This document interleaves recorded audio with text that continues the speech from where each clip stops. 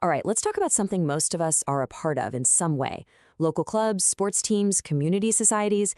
We're going to crack open the books and give you a super quick guide to understanding where the money goes. Think about it. You pay your dues for the soccer club, the book club, whatever it is. But have you ever really stopped to wonder what happens to that cash? How does a club stay afloat and prove to its members that it's being run properly? Well, that's exactly what we're about to break down. Here's the first thing you absolutely have to get. Your local club is what's called a non-trading organization. Unlike a regular company, its number one goal isn't to make a profit for shareholders. Nope, it exists purely to provide a service or a space for its members. And because their whole purpose is different, the way they handle and report their money is different too.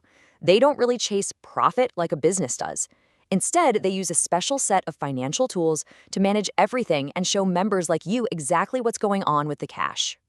So let's pop open that financial toolbox, shall we? Inside, there are 3 key documents that, once you get the hang of them, will show you everything you need to know about the financial health of your club. So our 3 tools are the Receipts and Payments account, which is all about cash flow. Then there's the Income and Expenditure account, which kind of works like a report card for the year.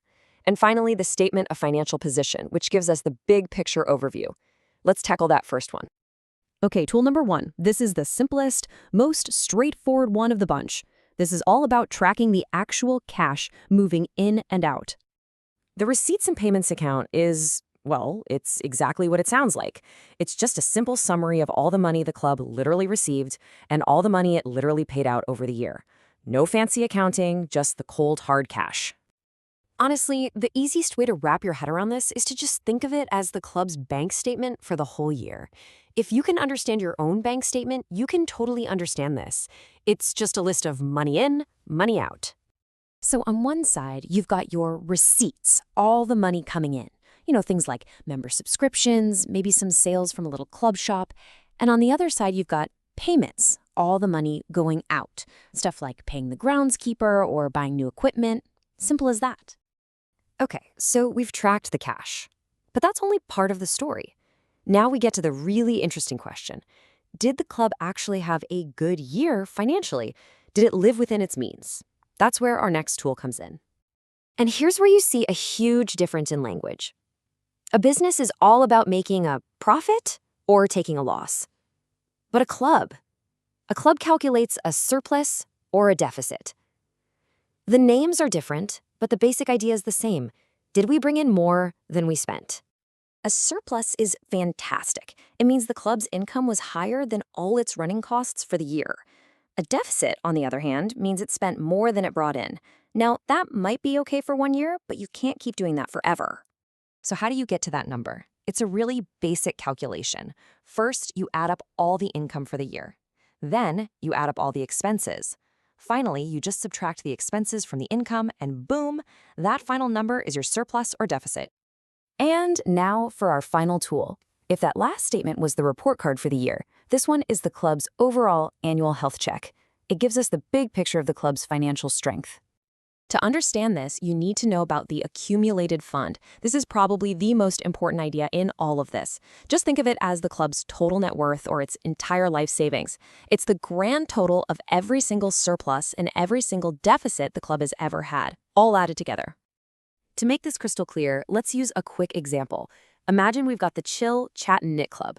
At the very beginning of the year, their total net worth, their accumulated fund was $2,200. That's the value they had built up from all the previous years. Now, they had a really good year of selling scarves and hats, and they managed to create a surplus of $130. So what happens to that $130? It gets added directly to the fund they started with. This gives them a new, healthier net worth of $2,330 to start the next year with. And that is the whole point. A surplus isn't profit that gets paid out to an owner. It gets reinvested right back into the club, making it stronger and more stable. This is exactly how a healthy club grows and saves up for big future projects, or just for a rainy day. So, we've looked at the 3 key financial tools. But you might be sitting there thinking, okay, cool, but why should I, as a regular member, actually care about any of this? Well, it boils down to some really important things. Good accounting means transparency, so you can see exactly where your fees are going. It helps the club plan for the future. It builds trust between the members and the people running things. And most importantly, it proves the club is sustainable and is going to be around for years to come. So, the next time your club has its big annual meeting and they hand out the financial reports, you won't just see a bunch of numbers. You'll be able to see the story they're telling. Is your club running a surplus? Is its accumulated fund getting bigger? Now you have the tools to not just read the report, but to ask the right questions.